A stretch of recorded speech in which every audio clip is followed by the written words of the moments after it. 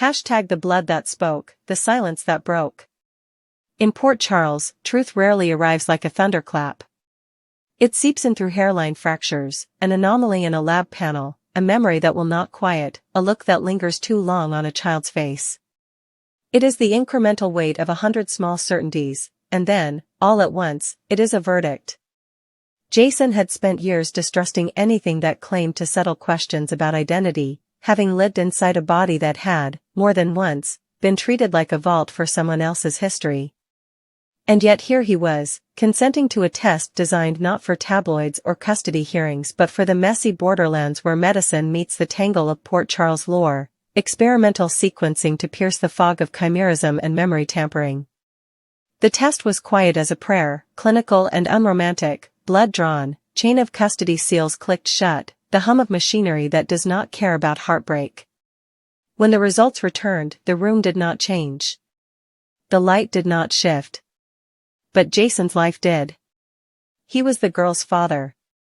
The paper said so, the science said so, and beneath the numbers his chest said so too, with a soft ache he had trained himself to ignore. The verdict did not explode the world, it reoriented it. A father is not forged by a page of lab values, but in Port Charles, a page of lab values can untie the knots that others have tied in a life. It granted legitimacy to a feeling that had been dangerous to name, a feeling that had threaded through small gestures, steady hands guiding small fingers to tie laces, a long shadow at the end of a school hallway, a trained instinct to place himself between the child and chaos. He had done these things without the right to, or perhaps with a right granted by something older than law. Now the right was written down in the unpoetic language of alleles. As he folded the paper and slid it into his jacket, he understood that the proof did not diminish the duty, it deepened it. Fatherhood in this town is less a role than a perimeter you hold against every storm, and storm was coming. Storm, in this case, had a familiar face. Drew had been a brother in everything but DNA, an echo, a mirror, a wound that had half-healed into tentative peace. Jason had long ago decided that the cleanest path through their history was forward, that carrying the ledger of past injuries would only guarantee more of them. But the same scientific century that had put his name in a paternity report had also laid snares. Fragments of the old fight over who was who still drifted like pollen through Port Charles, settling on surfaces you thought you had wiped clean. There were whispers that Drew was acting strangely, that his calm had a glaze to it, that he was present the way a recording is present, the shape of the man, the words of the man, and none of the person. Once, Jason would have bristled, certain that any story that made Drew look suspect was a story that wanted to rip open an old rivalry. Now, with a child to account for, he did not have the luxury of bristling. He had the obligation to verify.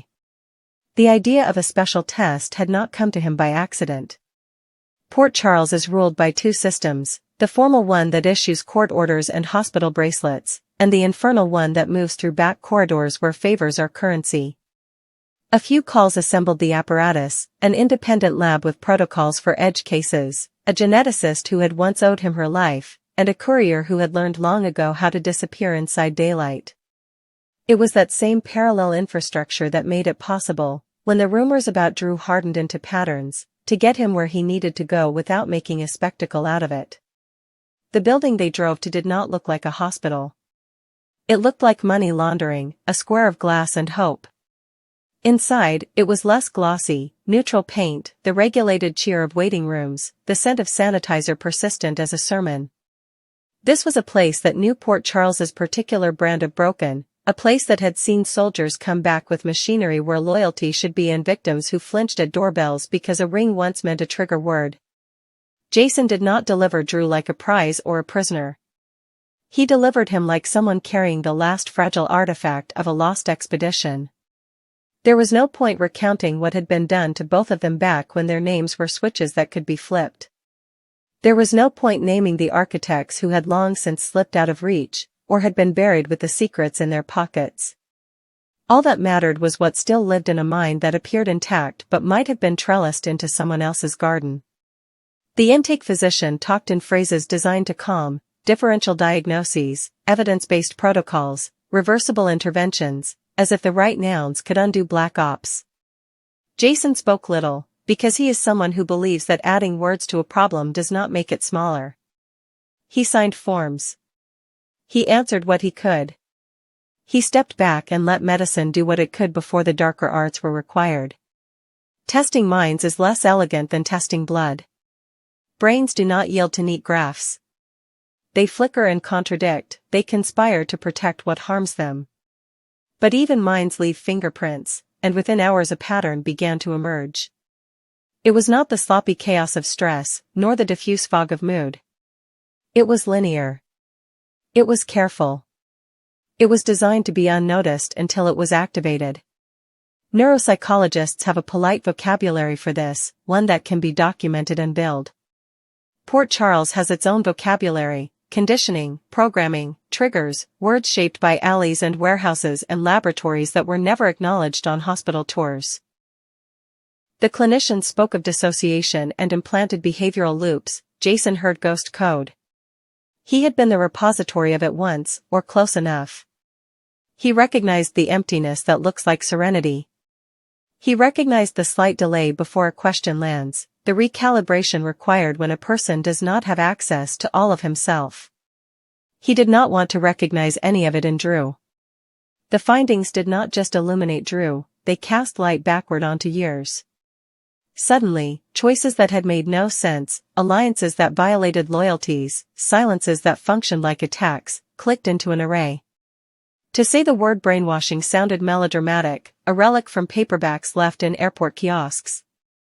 But if melodrama is simply the accurate measurement of damage, then melodrama was correct. The chart filled with phrases Jason understood in his body if not in his vocabulary: post-hypnotic suggestion, induced amnesia, programmed dissociation. Somewhere, once upon a laboratory, someone had done what they always do when they mistake a person for a tool: they had perfected him toward obedience. Drew was not evil. Drew was engineered. Grief, when it comes for the living, often arrives dressed as guilt. There is the guilt of not seeing sooner, of attributing malice to what was mechanism, of letting bitter history do the math where compassion should have been the calculator. If fatherhood widened Jason's responsibilities, it also narrowed his margin for error. The child whose name was printed on the paternity report was now at the center of a map with new topography. Should she be told? To what degree? And when? To be a parent in Port Charles is to curate the truth, enough to anchor a child, not so much as to drown her. You do not get to pick the inheritance, you only get to steward it. In the first quiet night after the diagnosis, while the hospital's HVAC sang its relentless lullaby, Jason paced the corridor and drafted a new code for himself: tell the truth, protect the child, rescue the man who has been used. Rescue is a word that looks heroic on paper and feels like tedium in practice. It meant consenting to protocols that would not produce miracles, only inches, controlled exposures, desensitization, the painstaking unlearning of reflexes that had kept Drew alive by ending other versions of him. It meant building a perimeter across which old enemies might try to shout trigger phrases. It meant cooperating with a medical team that had to measure everything so that insurers would honor it, while knowing that insurance was the least interesting law in play. It meant treating the hospital as both sanctuary and target. And it meant telling a small circle of people the truth, each chosen not because they had a right to know but because their knowledge could keep the situation from curdling into scandal. Secrets rot in Port Charles unless you ventilate them with judicious honesty. The paternity revelation, meanwhile, was not going to sit patiently in an envelope while Drew did his work with the clinicians. Children mark time differently, in growth spurts and outgrown sneakers, not in depositions. The girl was still the girl, still leaning over homework, still reaching for a hand when the crosswalk chirped, still able to be delighted by small rituals that anchor a family. There is a temptation, upon receiving proof of fatherhood, to announce it with trumpets, to plant a flag and rename the hill. Jason chose a different choreography. He did not arrive with a speech, he began with presence. He showed up for the unglamorous minutes, the morning toast, the stubborn zipper, the last-minute permission slip. To the outside world it might look like nothing had changed. To him everything had. His internal clocks rewired themselves to the beats of school calendars and bedtime routines. In Port Charles, the hardest part of being a father is not love, it's logistics under siege. Siege, predictably, assembled. Information in this town travels along wires invisible to the naked eye. A lab technician with a cousin whose best friend runs a salon, a nurse with a landlord who plays poker with a retired cop, an orderly who moonlights as a bartender where people confess out loud. Rumors bloomed, as they always do, hydra-headed and barbed, that Jason had taken Drew to be locked away, that the paternity result was the latest stunt in a rivalry, that the child in question would be dragged through another Port Charles spectacle. The hospital, aware of its own reputation as a sieve where privacy is concerned, enforced stricter controls. But strict controls are merely speed bumps for a town that treats secrets as sport. Jason did not fight the rumor mill with counter-rumor. He chose the only defense that works, consistent behavior that makes gossip sound implausible even to those who want to believe it. Inside the ward where Drew slept and woke according to an algorithm crafted to gentle a traumatized brain, progress was unglamorous and real. The clinicians found 2 trigger constructs and dismantled them, one phrase at a time, the way you learn to disarm a device you never assembled. Drew began to report sensations that did not feel like his, memories that flickered at the edge of vision and then held steady long enough to be examined. He wrote them down with an engineer's neatness, charting a map back to a self that had not vanished so much as been partitioned. There were setbacks. There were days when he cursed a world that had used him as a vehicle. There were nights when he sat in a chair by the window and watched the sky rotate because motion that large makes the interior motion less frightening. Through it all, Jason understood something that many do not: loyalty is a practice, not a sentiment. You do it when the recipient cannot reciprocate. Of course, Port Charles never leaves a narrative alone when it can decorate it with new peril. The people who designed Drew's programming may be scattered or dead, but institutions outlive their architects. There were traces, financial footprints that did not belong to living men, pharmaceutical orders routed through shells, a research grant that should have been shuttered but wasn't. Jason did not pretend that he was cut out for the sleuthing that looks like spreadsheets, he recruited the minds that were. What he brought was the thing that Port Charles most respects, a refusal to be intimidated by power that hides in rich lighting. He pressed. He cross-checked. He followed the trail where it made sense, and where it didn't, he waited for it to make sense, because patience is a weapon when the enemy counts on your impatience to make you sloppy.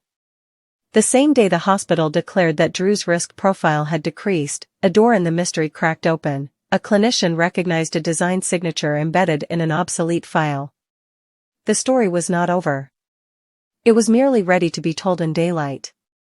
Telling it required another act of curation for the child whose life had been rearranged by a page of numbers. She did not need the footnotes, she needed the thesis. Children can metabolize complex truths provided you do not confuse them with competing narratives of blame. Jason explained what could be explained without turning the past into a horror story.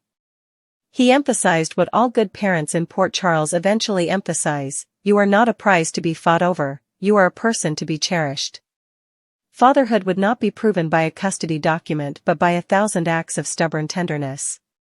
There would be joint decisions about school, about holidays, about what to do on rainy Saturdays. There would be room for the other adults who loved her. The miracle, if Port Charles can be said to host miracles, is that a family can knit itself out of materials scorched by old fires. By the time Drew walked out of the hospital, he was still marked by what had been done to him. Recovery in this town is rarely a return, it is an adaptation. He came out steadier, with new guardrails, with an awareness of his own mind that most people never acquire because they are blessed with the luxury of taking it for granted. He came out with apologies to make and with the right to insist on boundaries where once he had none. And though he did not owe Jason absolution, what passed between them in a few frank meetings was something cleaner than absolution, a recommitment to a kind of kinship that does not need biology to stand. The past was not erased, it was archived. They would go forward not as the men they once argued about being, but as the men they had become after surviving the bodies and histories they were given. The town, for its part, did what it always does once a story refuses to degrade into spectacle: it moved on to its next obsession.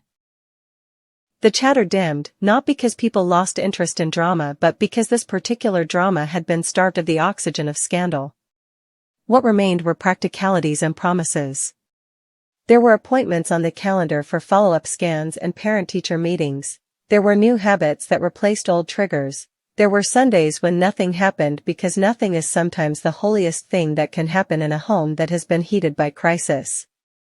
The paper with the test result lived in a safe, not because the bond it documented required protection, but because paper does. The bond did not. It existed now in the muscle memory of a household, 2 sets of keys on a hook, cereal bowls rinsed before school, the automatic reach for a hand at the curb. It is tempting to declare that the test and the diagnosis fixed something. It would be more accurate to say they named something and located a wound. Naming is not a cure, but it is the doorway to one. Jason's life, recalibrated by the knowledge that he is a father, will not proceed as if the past were a rumor. It will proceed with a new center of gravity. Drew's life, recalibrated by the knowledge that a portion of his will was stolen and then returned, will not pretend that theft leaves no residue. But Port Charles is a city that produces improbable forms of hope, the kind forged in hospitals and back rooms, at kitchen tables and on rooftops, where people decide to be more than the worst thing that was done to them. A blood test said, in its thin voice, that a man is a father. A set of examinations said, in a language colder than mercy, that another man had been rewired against himself. Between those 2 thin voices, a louder one rose, human, chosen, and daily, the sound of a family being built not by spectacle but by steadiness. If there is a lesson here, it is not that science can solve every puzzle, nor that the heart can ignore what science reveals. It is that the truest stories in Port Charles are the ones where truth and love refuse to compete.